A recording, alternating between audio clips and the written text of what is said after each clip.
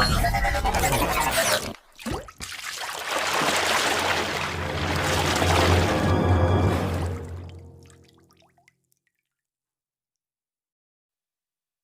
Friends, मैं हूं Sandeep infallible. स्वागत है आपका एक बार फिर से हमारे इस चैनल पर। तो दोस्तों, आज के इस सेशन में हम लोग पढ़ने वाले हैं आपके बिहार बोर्ड का जो 12th क्लास का बुक है रेनबो पार्ट 2, उसी का चैप्टर नंबर 7 यानी कि अ चाइल्ड इज बर्न, यही आपके चैप्टर का नाम है। ठीक है, तो चैप्टर को शुरू करने से पहले हमेशा हम 3 बातों के बारे में चर्चा करते हैं, तो आइए इसमें भी चर्चा कर लेते हैं। पहला ये कि चैप्टर का नाम जो है वो चाइल्ड इज बर्न है, यानी एक बच्चे का जन्म। राइटर का नाम भी जानते हैं साथ साथ हम लोग। अबाउट ऑथर, ये ऑथरेस हो जाएगा, यहाँ पे आप ऑथरेस कर सकते हैं क्योंकि ये लेडी लेखिका है ना, तो ऑथरेस हो जाएगा। जर्मन ग्रीड, इन्होंने ही जो है इस चैप्टर को लिखा हुआ है और ये जो है ऑस्ट्रेलियन है, यानी कि ये कहाँ की है, ऑस्ट्रेलिया की है। ये बातें भी हमको याद रखनी है, जो राइटर है उनके राइटर के साथ साथ ये भी याद रखना है कि वो राइटर कहाँ के हैं। समझ गए ना, ये पहली बात हमारी हो गई। और दूसरी बात जो है ये है कि जो हम चैप्टर पढ़ने वाले हैं वो चैप्टर आखिर है क्या, स्पीच है, स्टोरी है, ऐसे है, क्या है। तो मैंने यहाँ पे लिखा हुआ है कि ये जो हम चैप्टर पढ़ेंगे यह एक ऐसे है, इसे भी क्वेश्चन अराइज होता है, इसलिए याद रखने हैं। अ child is burn dot dot dot दिया रहेगा, तो आपको जो है ऐसे फिलअप कर देना है, एन ऐसे। ठीक है, ये दूसरी बात थी। तीसरी बात कि हम लोग जो चैप्टर पढ़ते हैं उसके थीम के बारे में जानते हैं, उद्देश्य के बारे में जानते हैं कि ये चैप्टर किस बारे में है। तो थोड़ा सा मैं आपको बता देता हूँ, क्लियर भी हो रहा है यहाँ से कि इस चैप्टर में हमें जो है एक बच्चे के जन्म के बारे में पढ़ना है। जब किसी परिवार में एक बच्चे को जन्म होना होता है तो उस घर में तैयारियां क्या क्या चलती हैं, उस औरत को जिसका बच्चा होने वाला होता है उसे सावधानियां क्या क्या बरतनी पड़ती है, वो सारी चीजें हम इस पाठ के माध्यम से पढ़ने वाले हैं। ठीक है ना, तो आइए शुरू करते हैं। और शुरू करने से पहले इस लेखिका के बारे में थोड़ा सा जान लेते हैं। तो देखते हैं, जर्मन ग्रीड वॉज बर्न इन 1939। इनका जन्म जो है वो हुआ था 1939 में। Burn and educated in Australia, मतलब ये कि इनका जन्म, ठीक है, और इनका एजुकेशन दोनों ही कहाँ हुआ था, ऑस्ट्रेलिया में हुआ था। यानी इनका जन्म भी ऑस्ट्रेलिया में हुआ था और ये पढ़ी लिखी भी ऑस्ट्रेलिया में ही थी। Is a famous feminist writer, मतलब यह एक बहुत ही मशहूर फेमिनिस्ट राइटर थी। फेमिनिस्ट मतलब क्या, महिलाओं के बारे में सोचने वाली, महिलाओं से संबंधित, औरतों से संबंधित। In her well known works the female eunuch, देखिए इनका और भी इन हर वेल नोन, इनकी सुविख्यात रचनाएं हैं जो कि इस प्रकार है, मैं आपको दिखा देता हूं। द फीमेल यूनक इन्हीं का लिखा हुआ है, 1970 में इन्होंने लिखा था। Sex and destiny the politics of human fertility, ये 1984 में इन्होंने पब्लिश कराया था। एंड द चेंज, ये भी एक इन्हीं के लिखी हुई जो है एक रचना है जो 1991 में पब्लिश हुआ था। शी एक्सप्लोर्स द सोशल, आगे देखते हैं क्या आ रहा है, and cultural aspects of life of women, ये जो है ये एक्सप्लोर्स द सोशल, इन्होंने जो है सोशल यानी सामाजिक और सांस्कृतिक पहलुओं को, जो एक महिला के जीवन में जो सामाजिक और सांस्कृतिक पहलू होता है, वुमेन ऑफ लाइफ, देखिए आ रहा है यहाँ से, ऑफ लाइफ ऑफ वुमेन, यानी महिलाओं के जीवन में जो सामाजिक और सांस्कृतिक जो पहलुएं होती है, उन पहलुओं को जो है इन्होंने इन अपने सारे रचनाओं में व्याख्या की है कि एक महिला के जीवन में क्या क्या पहलू होते हैं, संस्कृति से लेकर के या फिर समाज से लेकर के। अब इस बात को आप समझ जाइएगा क्लियरली कि सांस्कृतिक सामाजिक कई तरीके से हम समझ सकते हैं कि एक महिला को जो है सांस्कृतिक रूप से किस तरह से रहना पड़ता है, वो घूंघट में रहेंगी, घरों में रहेंगी। सामाजिक तौर पे जो है पुरुष जो है जॉब करने जाएंगे, यहाँ जाएंगे, वहाँ जाएंगे, महिला यहाँ नहीं जाएंगी तो वहाँ नहीं जाएंगी, होता है ना इस तरह की कई बातें। तो उन सारी चीजों को भी हम लोग इस माध्यम से समझ सकते हैं कि मतलब महिलाओं के सांस्कृतिक और सामाजिक पहलुओं की इन्होंने व्याख्या किया है, यानी उन सारे बातों को भी जो है इन्होंने लिखा है। अब तो खैर बहुत जो है महिलाओं को भी छूट दिया जाने लगा है, जो कि जरूरी भी है।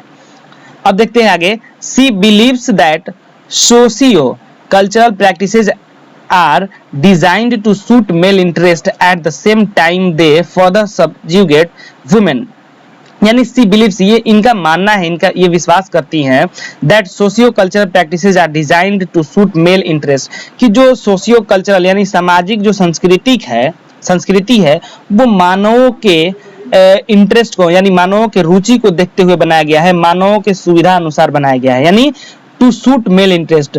ऐसा संस्कृति बनाया गया है जो कि मानव, तो मैं यहाँ पे शायद मानव नहीं कहना चाहिए, मेल आ रहा है यहाँ पे, यानी जो संस्कृति तैयार की गई है सामाजिक, वो संस्कृति पुरुषों को देखते हुए तैयार किया गया है, यानी पुरुषों के लिए वो ज्यादा सुटेबल है, ऐसा संस्कृति को बनाया गया है, इनका ऐसा मानना है।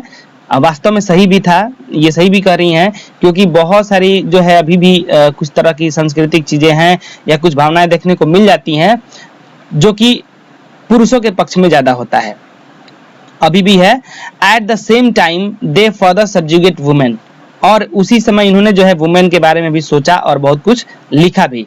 The present piece a child is born, अभी जो हम लोग पढ़ने वाले हैं वो है child is born in is an extract from her book sex and destiny. ये जो है इन्हीं के द्वारा लिखी हुई बुक एक है, जो कि ये आपको दिखाई पड़ रहा होगा, इसी बुक से लिया हुआ यह एक अंश है। The politics of human fertility, ये जो है ये पूरा बुक का नाम है sex and destiny, the politics of human fertility, इसी बुक से लिया हुआ ये चैप्टर है जो हम लोग पढ़ने वाले हैं अ चाइल्ड इज बर्न के माध्यम से।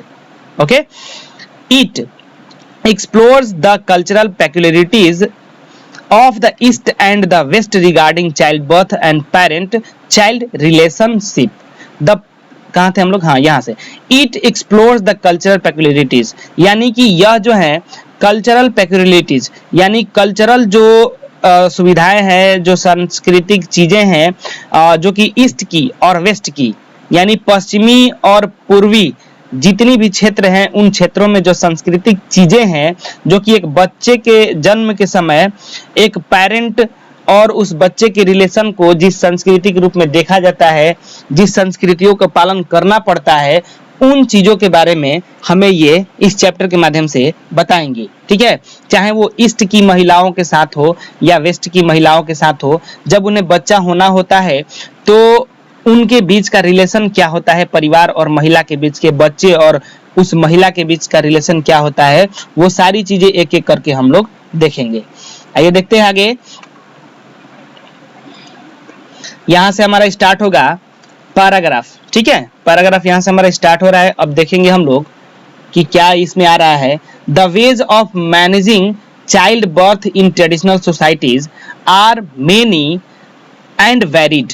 कहा जा रहा है कि जो बच्चे का जन्म यानी कि पारंपरिक समाज में जो है, यहाँ पे दिखाया जा रहा है ट्रेडिशनल सोसाइटीज यानी पारंपरिक समाज में जो है प्रसव कराने का तरीका जो है, the ways of managing child birth यानी the ways of managing child birth यानी बच्चे का जन्म का जो मैनेजिंग है, जो तरीके हैं इन ट्रेडिशनल सोसाइटीज यानी परंपरागत समाज में, जो परंपरागत समाज में जो बच्चे के जन्म लेने की या जन्म कराने की, जो प्रसव कराने की कह सकते हैं हम लोग, प्रसव कराने की जो तरीके हैं वो क्या है, आर मेनी एंड वेरिड, वो बहुत है और अलग अलग है यानी भिन्न भिन्न है परंपरागत समाज में, है ना। बच्चे को जन्म दिलाने का बहुत सारा तरीका नहीं आ गया है, आजकल तो बहुत सारी फैसिलिटी भी हो गया है, बहुत सी सुविधाएं भी वैज्ञानिकों के द्वारा खोज लिया गया है।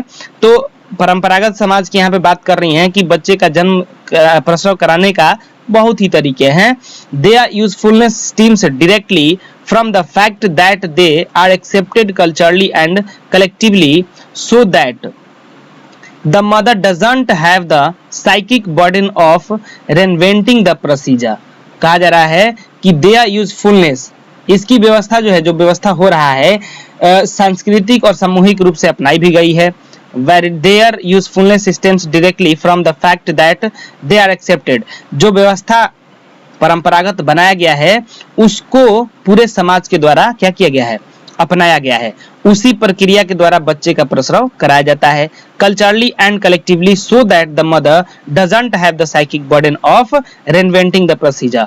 और यही कारण है, कहा जा रहा है यहाँ पे कि वो जो प्रक्रिया बनाई गई है उसको समाज ने स्वीकार लिया है। सो दैट, इसीलिए जो है ना यहाँ पे दिखाया जा रहा है कि सो दैट, ताकि बच्चे की जो माँ है the mother doesn't have the psychic burden, यानी कि जो परंपरागत समाज में जो बना दी गई है जो प्रक्रिया को प्रसव की, उसको अपना लिया गया। और इसका फायदा ये हो रहा है कि बच्चे की माँ को जो है इसके बारे में सोचने की जरूरत नहीं पड़ रही है। Psychic burden of reinventing the procedure, इस प्रोसीजर मतलब प्रक्रिया हो जाएगा ना, यानी बच्चे के जन्म कराने का जो प्रक्रिया है उसके बारे में इसे सोचने का थोड़ा भी बर्डन नहीं हो रहा है, यानी इसको बोझ नहीं है कि भाई हमें सोचना भी है कि कैसे बच्चे का जन्म कराया जाएगा, क्या किया जाएगा। Even though the potential catastrophes are alive in the memory of her community and the index of anxiety high. कहा जा रहा है कि even though the potential catastrophe are alive in the memory of her community and the index of anxiety high।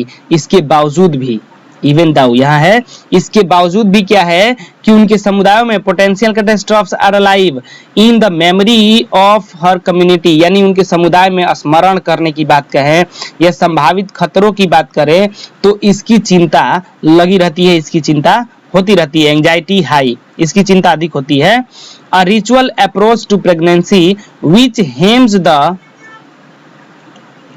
pregnant woman about with taboos and prohibitions helps make the anxiety manageable। कहा जा रहा है कि और भी है बहुत सारी प्रक्रियाएं कि जो भय होता है जो बच्चे के जन्म को लेकर के, अभी हमने ऊपर पैराग्राफ में देखा कि जो भय होता है तो वो महिलाओं में लगा ही रहता है, जिससे बचने के लिए क्या होता है कि pregnant women about with taboos and prohibitions helps make the anxiety manageable. उस महिला को क्या किया जाता है कि प्रोहिबिट किया जाता है, यानी उसको बचाया जाता है, उसको सुरक्षा दिया जाता है। अबाउट विद तबूज, तबूज उसको लगा दिया जाता है, तबूज यानी ताबीज पहना दिया जाता है ताकि किसी तरह का उस पर जो है नजर न लगे, किसी का साया न पड़े। मेक द एंजाइटी मैनेजेबल, यानी उस एंजाइटी को कम करने के लिए, मैनेज करने के लिए इस तरह की कदम को उठाया जाता है। A woman who observes all the prohibitions and carries out all the rights will be actively involved in holding the unknown at bay। कहा जा रहा है कि a woman who observes, एक औरत ये ऑब्जर्व करती है, देखती है कि ऑल द प्रोहिबिशंस, सारी प्रोहिबिशंस जितनी भी मतलब उसको बचाने के लिए यानी सुरक्षित जो चीजें होती हैं, सुरक्षा होता है उसको दिया जाता है, हर तरह की सुरक्षा जो है उसे दिया जाता है। Out all the rites will be actively involve in holding the unknown at bay, यानी उसे जो है हर तरह की चिंताओं से ऊपर रहने की, हर तरह की जो है बुरी चीजों से बचने की, यानी उसे ट्रेनिंग दी जाती है और उसे प्रोटेक्शन दिया जाता है हर तरह से। She will have other reinforcements for many of the ritual observances of pregnancy involve the participation of others who should support her। कहा जा रहा है कि सी विल हैव अदर एनफोर्समेंट्स, और भी इसको बहुत सारी सुविधाएं मिलती है, एनफोर्समेंट और भी सुविधाएं मिलती है और भी इसकी देखभाल होती है। For many of the ritual observances of pregnancy involve the participation of others who should support her, यानी इसके बच्चे का जन्म जब होना होता है एक प्रेग्नेंट महिला को, तो और भी कई तरह की जो है इसे सुरक्षा मिलता है, इसकी देखभाल की जाती है। पार्टिसिपेशन ऑफ अदर्स, यानी इसके इस घड़ी में इसके साथ और भी लोग जुड़ते हैं, पार्टिसिपेट करते हैं, इसके इस घड़ी में इसके साथ पार्टिसिपेट करते हैं और इसे सपोर्ट करते हैं। Who should support her, हालांकि कहा जा रहा है कि सपोर्ट करना चाहिए लेकिन सपोर्ट करते हैं, ठीक है। प्रीमियरली हर हस्बैंड, सबसे पहले जो है इस महिला को जिसे बच्चा होना होता है तो उस महिला को सबसे पहले प्रीमियरली हर हस्बैंड यानी उसके हस्बैंड का प्यार मिलता है, ठीक है। उसके बाद जो है हस्बैंड के प्यार के बाद देन हर किन्स फोल्क, उसके बाद उसके रिश्तेदारों का भी प्यार मिलता है। किन्स फोल्क मतलब रिश्तेदार हो जाएगा, यानी सबसे पहले उस महिला को किसका प्यार मिलता है, उसके हस्बैंड का, फिर उसके रिश्तेदारों का भी प्यार मिलता है, एंड देन और तब the other members of her community, और बाकी जो है उसके समुदाय के जितने भी मेंबर हैं, लोग हैं, उनका भी प्यार जो है इसे मिलता है। ठीक है, कब जब इसे बच्चा को जन्म देना होता है तो लोग बहुत प्यार करते हैं, लोग जो है बहुत मानते हैं, ख्याल रखते हैं इस औरत का।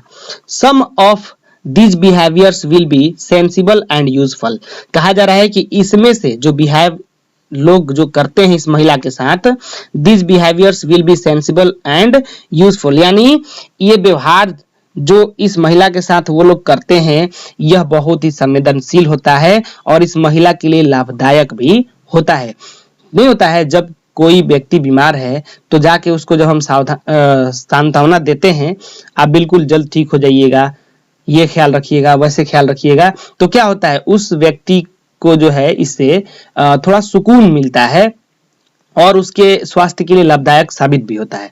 तो ठीक वही बात है, ये प्यार जो इसे मिलता है इसके लिए बहुत संवेदनशील और लाभदायक होता है। अदर्स मैजिकल और मैजिकल होता है, यानी जादुई होता है, इसके लिए जादू का काम करता है। But they will all increase her sense of security and her conviction that she is conducting the pregnancy, और इस तरह से जो है धीरे धीरे इसकी सुरक्षा को जो है बढ़ा दिया जाता है, यानी जैसे जैसे समय नजदीक आने लगता है सुरक्षा को बढ़ा दिया जाता है, इसका ख्याल रखा जाने लगता है पूर्ण रूप से। Not that it is conducting her, बिल्कुल भी जो है इससे तनिक भी अकेले नहीं छोड़ा जाता है, हमेशा जो है इसकी हर जरूरतों को ध्यान रखा जाता है। The remnants of this kind of prophylaxis can be found in the persistence of old wives tales about pregnancy even in our own super-rational and confused lifestyle। कहा जा रहा है कि the remnants of this kind of prophylaxis, यानी इस समय जो समय चल रहा होता है उस समय ऐसा भी पाया जाता है in the persistence of old wives, की जो पुरानी महिलाएं हैं, जो पुरानी औरतें हैं, tales about pregnancy, वो प्रेगनेंसी के बारे में कहानियां कहती हैं, यानी क्योंकि जो पुरानी महिलाएं हैं वो तो इस दौर से गुजर चुकी होती हैं तो वो प्रेगनेंसी के बारे में बहुत कुछ बताती हैं। Even our own superstitional and confused lifestyle, यानी वो सारी बातों को बताती हैं जो उनके साथ घटनाएं घटी रहती है, जो उनके साथ बुरा अच्छा हुआ रहता है, सब चीजों के बारे में इस महिला से भी ना अवगत कराती हैं, महिला को अवगत कराती हैं। One university graduate of my acquaintance who approached her pregnancy as if it were her term assignment, meticulously footnoting every development, clung to her prenatal exercises as a form of ritual observance as well as a helpful preparation for the psychical exploit of childbirth। देखिए ये लंबा लंबा पूरा जो है, एक ही पहला ही हम लोग पैराग्राफ पढ़ रहे हैं, बहुत लंबा लंबा पैराग्राफ है और इसमें भी फुल स्टॉप कॉमा बहुत दूर दूर पे दिया हुआ है। खैर इससे कोई बात नहीं है, आप समझते चलिएगा, हम लाइन बाय लाइन आपको बता रहे हैं। ये बहुत ही ज्यादा लंबा है, ये बहुत बड़ा चैप्टर नहीं है लेकिन पैराग्राफ लंबा लंबा है। ठीक है, तो ऊपर हमने देखा कि ए लिखा हुआ था या वन था, हाँ ये वन है। One university graduate of my एक्वाइंटेंस, यहाँ पे ये कवियत्री जो है वो कह रही हैं, जर्मन ग्रीर कह रही हैं कि एक मेरे ही परिचित की एक्वाइंटेंस, मेरे ही परिचित की एक ग्रेजुएट महिला जो हैं उन्होंने हु अप्रोच्ड हर प्रेगनेंसी, उन्होंने जो है अपने प्रेगनेंसी को क्या किया कि अवसर के रूप में लिया, as if it were her term assignment, एक असाइनमेंट की तरह लिया। यानी नहीं होता है कि घर से काम करने को जो मिलता है, होमवर्क पूरा करने को, उसको असाइनमेंट उसको बोला जाता है, तो उसको जो है असाइनमेंट के रूप में लिया। Meticulously footnoting every development, clung to her prenatal exercises, यानी उसने क्या किया कि असाइनमेंट के रूप में लिया और उन सारी चीजों को फुटनोटिंग एवरी डेवलपमेंट, हर डेवलपमेंट को, यानी जो जो विकास धीरे धीरे उसके मतलब गर्भावस्था में हो रहा था, एकदम शुरू से लेकर के और पूरा जैसे जैसे विकास हो रहा था, डेवलपमेंट हो रहा था, उसको उसने लिखना शुरू कर दिया, नोट करना शुरू कर दिया। clung to her prenatal exercises as a form of ritual observance as well as a helpful preparation। मतलब ये कि उसने हर वो स्थिति को जब प्रीनेटल यानी प्रीनेटल के ही अवस्था से उसको जो है एक्सरसाइजेज के रूप में, जैसे एक्सरसाइज लोग लगातार करते हैं, बिल्कुल उसी तरह से जो है इस महिला ने भी उन सारे चीजों को, जो संस्कार, जो उसने अनुभव किया या जो ऑब्जर्वेंस किया, यानी जो व्यवहार उसके साथ किया जा रहा था, उस व्यवहार को उसने ऑब्जर्वेंस किया और उन सारे चीजों को वो कितना हेल्पफुल उसके लिए रहा, वो तैयारियां कैसे कैसे चल रही थी इसके preparation for the psychical exploit of child birth, और बच्चे के जन्म के लिए तैयारियां क्या क्या चल रही थी घरों में, घरों की महिलाओं के द्वारा और इसके द्वारा, उन सारे चीजों को इसने लिखना शुरू कर दिया। Performing them in deep silence and total recollection at the same time every day come hello और हाई वाटर। हुआ क्या कि performing them in deep silence and total recollection at the same time, यानी उसी समय जो है जिस समय इसे जन्म होना था, बच्चे का जन्म होना था इसके, तो उसी समय हर समय इसके साथ कैसा व्यवहार किया जा रहा था। एवरी डे कम हेल और हाई वाटर, हर दिन मतलब किसी दिन ज्यादा पीड़ा किसी दिन कम पीड़ा, हेल और हाई वाटर उसी का मतलब आ रहा है यहाँ पे कि कितना जो है उसको कब कब जो है ज्यादा पीड़ा सहना पड़ा, कब उसको कम पीड़ा सहना पड़ा, हर चीज के बारे में जो है उसने लिखना शुरू कर दिया। As well she observed the old, और उसने जो है एक और चीज ऑब्जर्व किया, the old die-hard superstitions that acquiring equipment and apparel for baby before the birth was bad luck। कहा जा रहा है कि इसने एक चीज और जो है अनुभव किया, क्या किया फिर से एक बार देख लेते हैं। She observed the old die-hard superstitions that acquiring equipment and apparel for baby before the birth was bad luck, and so one of my godchildren shoot into the world without crib or napkins। कहा जा रहा है कि उसने यह भी जाना, क्या चीज एक बार फिर से थोड़ा सा देख लिया जाए। She observed the old die-hard superstition, यानी कि उसने यह भी जाना एक अंधविश्वास, सुपरस्टिशन का मतलब होता है अंधविश्वास, that acquiring equipment and apparel for baby before the birth was bad luck। मतलब कि इसका मतलब ये हुआ कि उसने यह भी जाना एक अंधविश्वास के बारे में, एक अंधविश्वास के बारे में उसे एक बात और भी पता चला कि एक्वायरिंग इक्विपमेंट, कि बच्चे के जरूरत की जो एक्वायरिंग मतलब जरूरत होता है ना, तो जरूरत की जो इक्विपमेंट होता है यानी जो वस्तुएं होती हैं वो खरीदना, एंड अपैरल फॉर बेबी, बच्चे के लिए लेना, बिफोर द बर्थ यानी बच्चे के जन्म से पहले उसके लिए कोई चीजें लेना। मतलब ऐसा नहीं होता है कि बच्चे का जन्म होना है तो उससे पहले उसके लिए कपड़ा खरीद दें, कुछ खिलौना खरीद देते हैं लोग, तो इसके बारे में इसे पता चला कि बच्चे के जन्म से पहले ये सारी चीजें खरीदना was bad luck,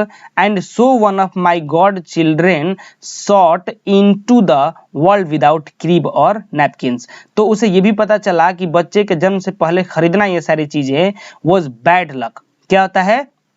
bad luck होता है, यानी बच्चे के लिए ये बुरा मतलब बुरा समय होता है या बुरा भाग्य होता है, ये कह सकते हैं, भाग्य सही रहेगा। And so one of my godchildren sought into the world without crib or napkins, और इसीलिए शायद एक घटना भी हुआ था। ये महिला कह रही है कि हमारी गॉड चिल्ड्रेन यानी गॉड चिल्ड्रेन जो बच्चा था वो एक बार बिना नैपकिन्स का ही बेचारा दुनिया छोड़ गया। इनके सामने एक घटना घटा था। Considerable effort had gone into seeing that the mother had every opportunity to enjoy her baby। बताया जा रहा है कि ये जो भी ये जानी कि मतलब ये बच्चे के लिए सामान खरीदना बच्चे के जन्म से ये क्या होता है, अपशगुन होता है। इस तरह की घटना भी जो है शायद इनके गॉड चिल्ड्रन को लेकर के घट चुका था। फिर आगे कहती हैं considerable effort had gone into seeing that the mother had every opportunity to enjoy her baby, की एक जो वाइफ होती है यानी जो बच्चे की माँ होती है, इन सारे चीज़ों को जो है गर्भावस्था के हर समय को, गर्भावस्था के हर एक पल को जो है इसने एंजॉय किया, इसको अवसर के रूप में लिया। Effort had gone into seeing that the mother had every opportunity to enjoy her baby. इस समय को क्या किया कि एक अवसर के रूप में लिया और बच्चे का जब तक जन्म नहीं हुआ तब तक इस पल को उसने एंजॉय किया, आनंद लिया। But after her training for medicated childbirth for months in the even the hospital refused to believe she was in second stage labor until her daughter।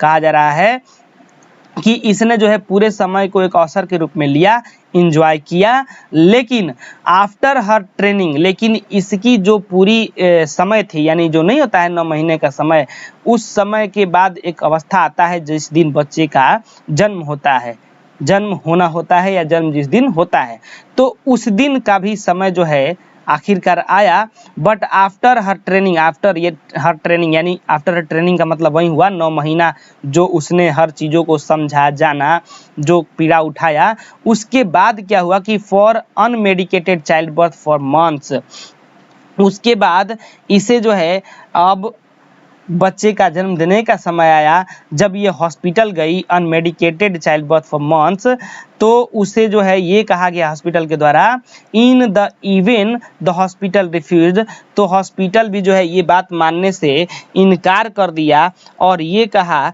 कि ये उसकी दूसरी अवस्था नहीं है, यानी दूसरी अवस्था नहीं है, इस बात से उसने क्या किया कि इनकार कर दिया। अब देखते हैं आगे क्या कहती हैं। Refuse to believe she was, हाँ ये डॉट कहाँ थे हम लोग, हाँ in the even the hospital refuse to believe she was in second stage labour until her daughter, ना कि यह जो है उसके दूसरे अवस्था है, इस बात को जो है उसने मानने से इनकार कर दिया। हेड हैड अपेयर्ड, जब तक कि उसका हेड अपेयर्ड यानी उसका सर बाहर नहीं आ गया। The hospital staff was so uncooperative about breastfeeding that mother and daughter discharged themselves after 2 days। माँ और बच्चा 2 दिनों के बाद जो है अस्पताल से मुक्त भी कर दिए जाते हैं, डिस्चार्ज कहा जा रहा है। लेकिन इससे भी पहले ये बातें हैं, थोड़ा सा हम जान लेते हैं कि ये the hospital staff was so uncooperative about breast feeding. Hospital staff जो थे पता नहीं वो मतलब इस बात को सीरियसली लिए कि नहीं लिए, उन्होंने जो है क्या किया कि समय से पहले ही शायद उन्हें जो है, और कवियत्री के बातों के अनुसार हमें लग रहा है कि ब्रेस्ट फीडिंग यानी ब्रेस्ट फीडिंग के लिए वो अभी तैयार भी नहीं थी शायद। That mother and daughter discharge, कि जो बच्ची का जन्म हुआ था उन्हें सिर्फ 2 दिनों में ही हॉस्पिटल से डिस्चार्ज कर दिया गया। उस समय डिस्चार्ज कर दिया गया जिस समय की शायद उस महिला को मतलब अभी वो महिला तैयार भी नहीं थी कि बच्चे को दूध भी पिला सके, तभी जो है इसे डिस्चार्ज कर दिया गया और 2 दिन तक घर पे वो जो है असहाय भी बनी रही, अपने बच्चे को दूध भी ना पिला सकी।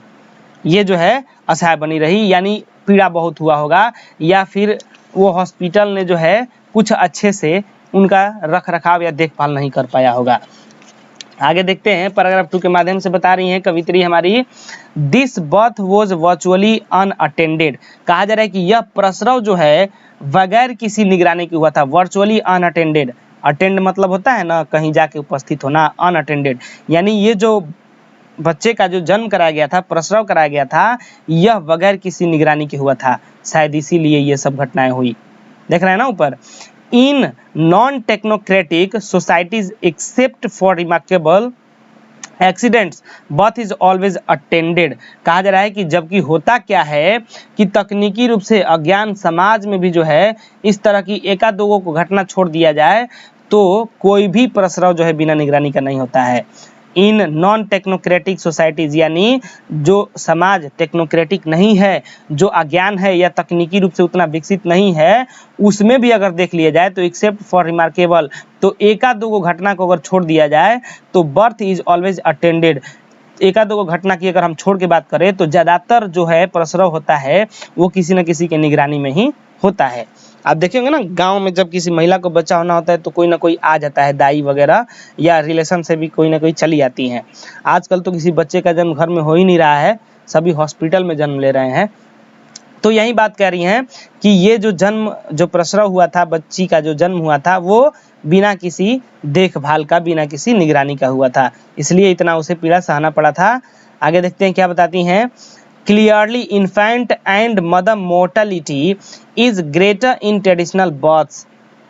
पारंपरिक प्रसव में जो है clearly infant and mother mortality is greater in traditional births. पारंपरिक प्रसव में निश्चित रूप से जच्चा एवं बच्चा जो है उनकी मृत्यु दर अधिक रहती है।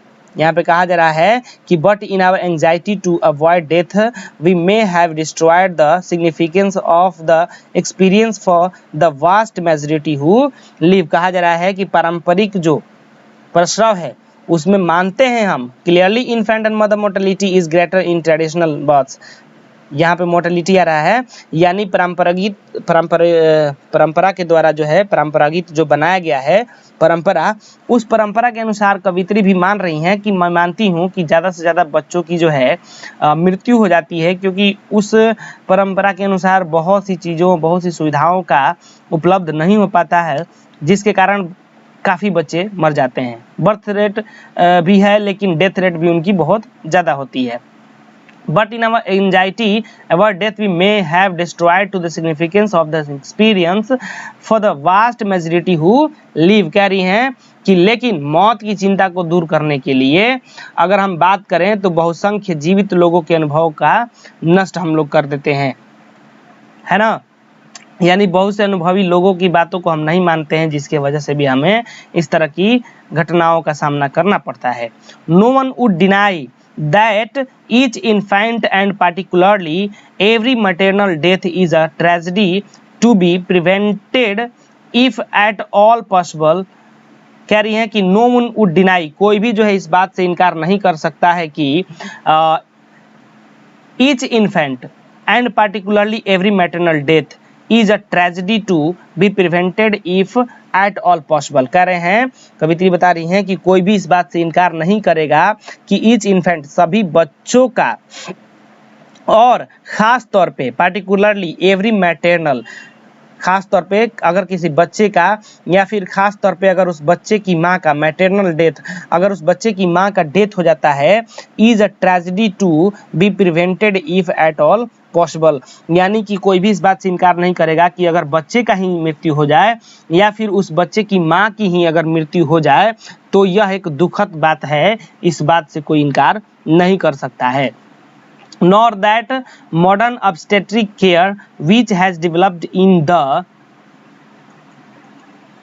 hospital setting has been at least partly responsible for the dramatic decrease in both maternal and prenatal mortality over the past half century. बताया जा रहा है कि इसकी सुरक्षा हर संभवतः होनी चाहिए।